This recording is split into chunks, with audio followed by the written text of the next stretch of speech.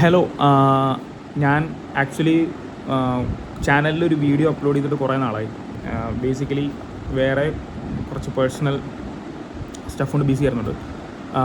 Upload ചെയ്യാനൊന്നും പറ്റിയിട്ടില്ല. വേറെ കുറച്ച് അക്കാഡമിക്കലി വേറെ കാര്യങ്ങൾ ഞാൻ പഠിക്കുകയും ചെയ്യുകയൊക്കെ ആയിരുന്നു.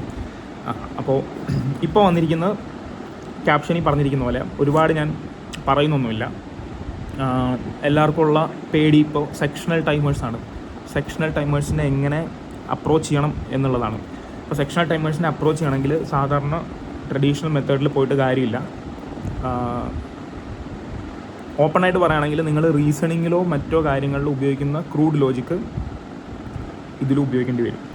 അതിലുപയോഗിക്കേണ്ട എങ്ങനെയാണെന്ന് ഞാൻ വളരെ കുറച്ച് ആൾക്കാർ ലൈക്ക് അറ്റൻഡ് ചെയ്യാൻ സാധ്യതയുള്ള ഒരു ക്വസ്റ്റ്യൻ വെച്ചിട്ട് നിങ്ങൾക്ക് കാണിച്ചു തരാം. അതിനാണ് ഇപ്പോൾ വന്നിരിക്കുന്നത്. ഓക്കെ, അപ്പോൾ വളരെ ഷോർട്ട് വീഡിയോ ആയിരിക്കും, പെട്ടെന്ന് കാണിച്ചു തരാം. എക്സാമും ഭയങ്കര ഷോർട്ടാണല്ലോ ഇപ്പോൾ after the arrival of sectional timers. Sectional timers എന്താണെന്നൊന്നും ഞാൻ പറയുന്നില്ല, ഓൾറെഡി നിങ്ങൾക്ക് അറിയുന്നുണ്ടാവും CGL സെക്ഷണൽ ടൈമേഴ്സ് വന്ന കാര്യം. ഓൾസോ എന്താ പറയുക, അറിയില്ലെങ്കിൽ ലൈക്ക് വേറെ സ്ഥലത്തുണ്ടാവും സെക്ഷണൽ ടൈമേഴ്സ് എന്താണെന്നുള്ളത്. ഞാൻ പെട്ടെന്ന് ഈ കാര്യത്തിലോട്ട് കടക്കുകയാണ്. അത്യാവശ്യം എക്സ്പീരിയൻസ് ഉള്ളവർക്കും എല്ലാം അറിയുന്ന കാര്യങ്ങൾ തന്നെയാണ് പറയാൻ പോകുന്നത്. അപ്പോൾ പ്രോബ്ലത്തിലോട്ട് കിടക്കാം. അപ്പോൾ ഇതാണ് പ്രോബ്ലം. ബോട്ടിൻ്റെ സ്ട്രീമിൻ്റെയും പ്രോബ്ലമാണ്. ക്വസ്റ്റ്യൻ നിങ്ങൾ വായിച്ചോളൂ. A boat can go 3 kilometers upstream and 5 kilometers downstream in 55 minutes. It can also go 4 kilometers upstream and 9 kilometers downstream in 1 hour 25 minutes. In how much time it will go 43.2 kilometers downstream? Okay, അപ്പോൾ normally ഈ upstream downstream ചോദ്യം വന്നാൽ നമുക്ക് എന്തൊക്കെ അറിയാം? നമുക്ക് basically കുറച്ച് കാര്യങ്ങൾ അറിയാം. ബേസിക്കലി അറിയുന്ന കാര്യങ്ങളെന്ന് പറഞ്ഞു കഴിഞ്ഞാൽ ഇപ്പോൾ ഇവിടെ നോക്കുകയാണെങ്കിൽ ഫോക്കസ് ആകട്ടെ. എന്താ സ്പീഡ് എന്ന് പറഞ്ഞാൽ ഡിസ്റ്റൻസ് ബൈ ടൈം ആണെന്ന് നിങ്ങൾക്കറിയാം. ആ ബേസിക് അറിയാം. പിന്നെ ഒരു ബോട്ട് ഫോക്കസ് ഔട്ട് ആവുന്നുണ്ട്. ഒരു ബോട്ട് ഒരു അപ്സ്ട്രീം, അതായത് ഒരു ഒഴുക്കിനെതിരെ നീന്താൻ വിചാരിക്കുക. അതിനാണ് അപ്സ്ട്രീം എന്ന് പറയുന്നത്. അപ്സ്ട്രീം എന്ന് പറഞ്ഞു കഴിഞ്ഞാൽ ഒഴുക്കിനെതിരെ നീന്തുമ്പോൾ അതിൻ്റെ സ്പീഡെന്ന് പറഞ്ഞു കഴിഞ്ഞാൽ ബോട്ടിൻ്റെ സ്പീഡിൽ നിന്നും സ്ട്രീമിൻ്റെ സ്പീഡ് കുറയ്ക്കണം. ഇതെന്താണ് അപ്സ്ട്രീം. പിന്നെ ഒരു ബോട്ട് ഒഴുക്കിൻ്റെ കൂടെയാണ് നീന്തുന്നതെങ്കിൽ എന്താ, ഈ ബോട്ടിൻ്റെ സ്പീഡ് ഉണ്ടാവും, ഈ സ്ട്രീമിൻ്റെ സ്പീഡ് ഉണ്ടാവും. അതാണ് ബോട്ടിൻ്റെ സ്പീഡ് പ്ലസ് സ്ട്രീമിൻ്റെ സ്പീഡ്, അതാണ് ഡൗൺ സ്ട്രീം. നോർമലി ഇതാണ് നമ്മൾ പഠിക്കുന്ന കോൺസെപ്റ്റ് ഇങ്ങനെയുള്ള കണക്കുമായിട്ട് ബന്ധപ്പെട്ട്. അപ്പോൾ നമ്മൾ ഇതെങ്ങനെയാണ് ചെയ്യുന്നത് വെച്ച് കഴിഞ്ഞാൽ അവസാന ഭാഗത്തോട്ട് ശ്രദ്ധിക്കുക. ചോദ്യത്തിൽ എന്താ അവസാനം ചോദിച്ചിരിക്കുന്നത്? In how much time in hours, മണിക്കൂറിലാണ്. ഈ തന്നിരിക്കുന്നതൊക്കെ മണിക്കൂറാണ്. 4.4 മണിക്കൂർ, 4.8 മണിക്കൂർ, 3.6 മണിക്കൂർ. ഇത്രയും മണിക്കൂറുകളിൽ എത്ര മണിക്കൂർ എടുത്തിട്ടാണ് അങ്ങനെയാണെങ്കിൽ ഈ തന്നിരിക്കുന്ന ഡാറ്റ വെച്ചിട്ട് 43.2 കിലോമീറ്റർ ഡൗൺ സ്ട്രീം, അതായത് ഒഴുക്കിൻ്റെ കൂടെ 43.2 കിലോമീറ്റർ. അപ്പോൾ ഡിസ്റ്റൻസ്, അപ്പോൾ തന്നെ ഡിസ്റ്റൻസ് മൈൻഡിൽ വെക്കണം. Distance 43.2 kilometre. ഒഴുക്കിൻ്റെ കൂടെ ഇത്രയും ഡിസ്റ്റൻസ് എത്ര സമയമാണ് ചോദിച്ചിരിക്കുന്നത്. അപ്പോൾ തന്നെ ചോദിക്കുന്നത് എന്താണെന്ന് മനസ്സിലാക്കണം. ചോദിച്ചിരിക്കുന്നത് in how much time in hours. താഴെ തന്നിരിക്കുന്നതിൽ എത്ര മണിക്കൂറിലാണ്. അപ്പോൾ ചോദിച്ചിരിക്കുന്നത് ടൈമാണ്. അപ്പോൾ ഡിസ്റ്റൻസ് ഉണ്ട്, ടൈമും ഉണ്ട്. സ്പീഡും നമുക്ക് അറിയില്ല. സ്പീഡെന്ന് വെച്ചാൽ ഈ സ്പീഡ്, ഡൗൺ സ്ട്രീം പോകുന്ന സ്പീഡ്, ബോട്ടിൻ്റെ സ്പീഡ് പ്ലസ് സ്ട്രീമിൻ്റെ സ്പീഡ് വരുന്നത് എന്താ നമുക്ക് അറിയില്ല. അപ്പോൾ ഇത് നോർമലി നമ്മൾ കണ്ടുപിടിക്കുന്നത്, ഒരു മിനിറ്റ്, ഭയങ്കരമായിട്ട് പറക്കുന്നു ഇത് പേപ്പർ. നോർമലി നമ്മളിത് കണ്ടുപിടിക്കുന്നത് എങ്ങനെയാണ്? കണ്ടുപിടിക്കുന്നത് ആദ്യം മേളിൽ ഒരു ഡാറ്റ വന്നിട്ടുണ്ട്. Boat can go 3 kilometers upstream, 5 kilometers downstream in 55 minutes. അപ്പോൾ നമ്മൾ അത് ഒരുപാട് ടൈം എടുക്കും. എന്താണ് 55 മിനിറ്റിൽ, അപ്പോൾ മിനിറ്റ് എന്നുള്ളത് നമ്മൾ മണിക്കൂറാക്കി എഴുതി.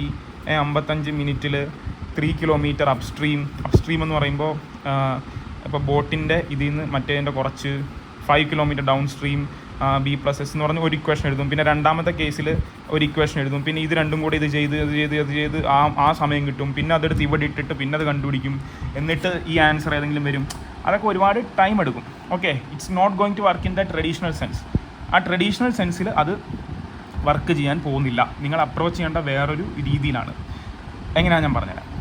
നമ്മൾ നോക്കേണ്ടത് ഒരേ ഒരു ഭാഗത്തോട്ടാണ്. നമ്മൾ നോക്കേണ്ട ഭാഗം എന്ന് പറഞ്ഞു കഴിഞ്ഞാൽ ചോദിച്ചിരിക്കുന്നതാണ്, in how much time will it go 43.2 kilometre down stream.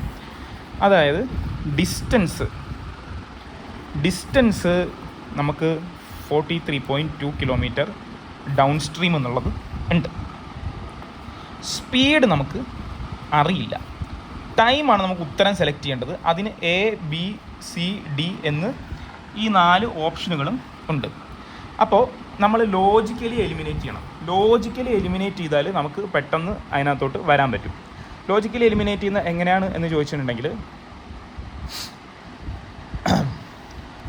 ഇങ്ങോട്ട് നോക്കുക. നമുക്ക് വേണ്ടെന്താ ടൈം, ഡിസ്റ്റൻസ് ബൈ സ്പീഡ്.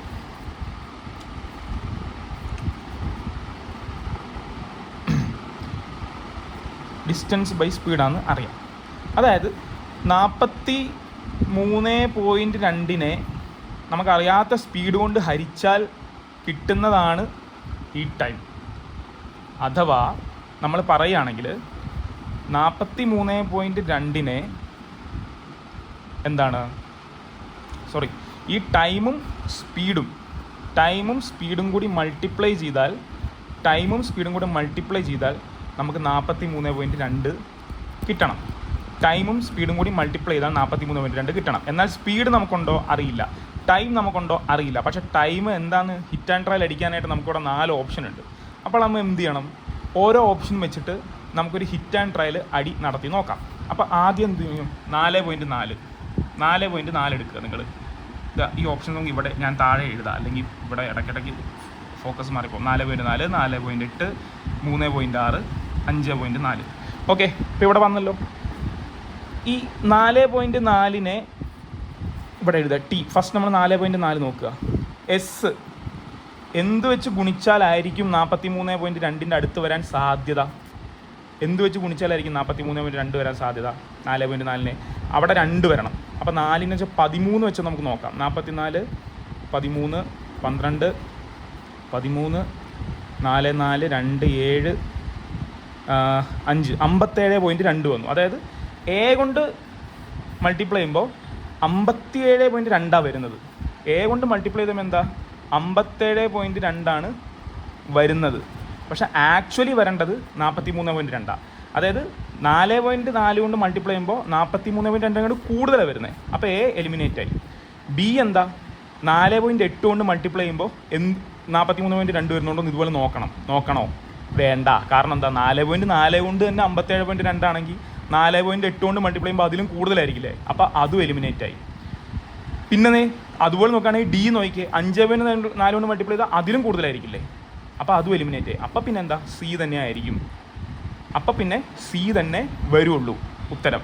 ഇങ്ങനെ നമുക്ക് എലിമിനേറ്റ് ചെയ്തിട്ട്, ഇപ്പം ഞാൻ പറഞ്ഞത് സ്ലോയില, ഇതേ മെക്കാനിസം, തിങ്കിങ് മെക്കാനിസം നിങ്ങൾ സ്പീഡിലാക്കണം. 3.6 വന്നു. നിങ്ങൾ ചിന്തിച്ച് നോക്ക്, നമ്മൾ ആദ്യം ട്രയൽ ആൻഡ് എറർ ഇടാനാണ് ഇരുന്നത്. അതിൽ A എന്താ, 4.4 ഇട്ടപ്പോൾ 57.2 വന്നു. അതായത് 4.4 കൊണ്ട് ഇവിടെ ഗുണിച്ചാൽ ശരിയാവില്ല.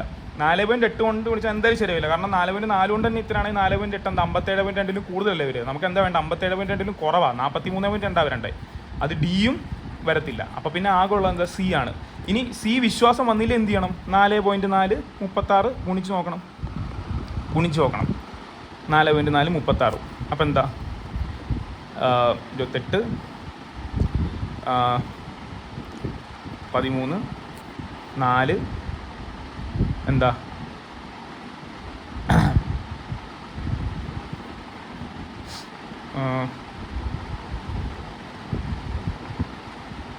അല്ല,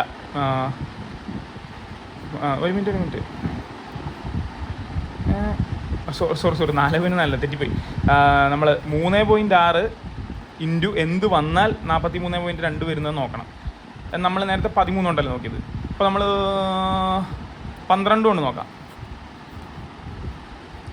7, 6 കണ്ടോ?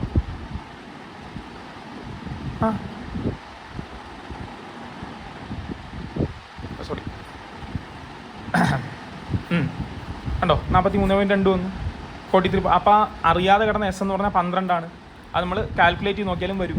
ഇപ്പോൾ നിങ്ങൾക്ക് A, B, D എങ്ങനെ ഞാൻ കട്ട് ചെയ്ത് എന്ന് മനസ്സിലായില്ല. ഇല്ലെങ്കിൽ ഒന്നും കൂടെ ബാക്കിലോടിച്ച് പോയി കാണുക. അപ്പോൾ ഇങ്ങനെയാണ് നമ്മൾ ഇപ്പോൾ ഇതിനെ അപ്രോച്ച് ചെയ്യേണ്ടത്. അപ്പോൾ നിങ്ങൾ ഇത്രയും ഇപ്പം തന്നെ നമ്മൾ ഈ എടുത്ത വീഡിയോയിൽ ഏതാണ്ട് 5 മിനിറ്റോളം എടുത്തു ഇത് പറയാൻ. പക്ഷേ 5 മിനിറ്റ് എടുക്കില്ല, പെട്ടെന്ന് എടുക്കാൻ പറ്റും. പെട്ടെന്ന് എടുക്കാന്ന് വെച്ച് കഴിഞ്ഞാൽ നമ്മളെന്താ ആദ്യം അവസാനം ചോദിച്ചിരിക്കുന്നത് എന്താ നോക്കും, ഇൻ ഹൗ മച്ച് ടൈമാണ് ചോദിച്ചിട്ടുള്ളത്. അപ്പോൾ എന്താ ടൈമാണ് നമ്മളോട് ചോദിച്ചിട്ടുണ്ടെന്ന് ഡിസ്റ്റൻസ് ബൈ സ്പീഡാണ്. ഡിസ്റ്റൻസ് എന്തുണ്ട്, 43.2 ഉണ്ട്. ഓക്കെ, 43.2 സ്പീഡ് അറിയില്ല, ടൈം ട്രയൽ ആൻഡ് എറർ ഉണ്ട്. അപ്പോൾ ട്രയൽ ആൻഡ് എറർ വെച്ച് 4.4 എന്ത് വരും, 43.2 അറ്റത്ത്, അതായത് റൈറ്റ് സൈഡിൽ 2 ആയതുകൊണ്ട് 4ൻ്റെ കൂടെ 3 വെച്ച് കഴിഞ്ഞാൽ 2 വരുന്നുള്ളതുകൊണ്ട് നമ്മൾ 13 പോകും. അപ്പോൾ അങ്ങനെ നമ്മൾ ഗസ് ചെയ്ത് 13 എടുത്തപ്പോൾ തന്നെ എന്താ ഔട്ടായി. അത് വെച്ച് തന്നെ നമുക്ക് എയും സിയും ഡിയും എലിമിനേറ്റ് ചെയ്യാൻ പറ്റും. ഇങ്ങനെ നിങ്ങൾക്ക് ചെയ്യാനായിട്ട് പറ്റണം. ഇത് ഞാൻ മെത്തേഡ് പറഞ്ഞെന്നുള്ളൂ, ഇത് പ്രാക്ടീസിലൂടെ നിങ്ങൾക്ക് ആക്ച്വലി ഇംപ്ലിമെൻറ്റ് ചെയ്യാൻ പറ്റുള്ളൂ. ഇപ്പം ഞാൻ ഈ പറഞ്ഞ മെത്തേഡ്സൊക്കെ. കാരണം ഉത്തരത്തിൽ 43.2 കിടക്കുന്നു, അപ്പോൾ 13 കൊണ്ട് തന്നെ ഗുണിക്കുന്നത് എങ്ങനെയാണെന്ന് മൈൻഡിലോട്ട് വരണമെന്ന് ഉണ്ടെങ്കിൽ നിങ്ങളത് പ്രാക്ടീസിലൂടെ പറ്റുള്ളൂ. ആ ന്യൂമറിക്കൽ എബിലിറ്റി നമുക്ക് പറഞ്ഞു തരാൻ പറ്റില്ല. പക്ഷേ മെത്തേഡ് ഇങ്ങനെ ആയിരിക്കണം. ഇങ്ങനെ നിങ്ങൾ ലൈക്ക് എന്താ പറയുക, നന്നായിട്ട് ഇൻ്റലിജൻ്റ് ആയിട്ടത് സോൾവ് ചെയ്ത് കഴിഞ്ഞാൽ കുറേയൊക്കെ കാര്യങ്ങൾ ഓക്കെ ആവും. അപ്പോൾ ഈ ഒരു അപ്രോച്ചിൽ എല്ലാ ക്വസ്റ്റ്യൻസും ട്രൈ ചെയ്ത് നോക്കുക. ഓക്കെ.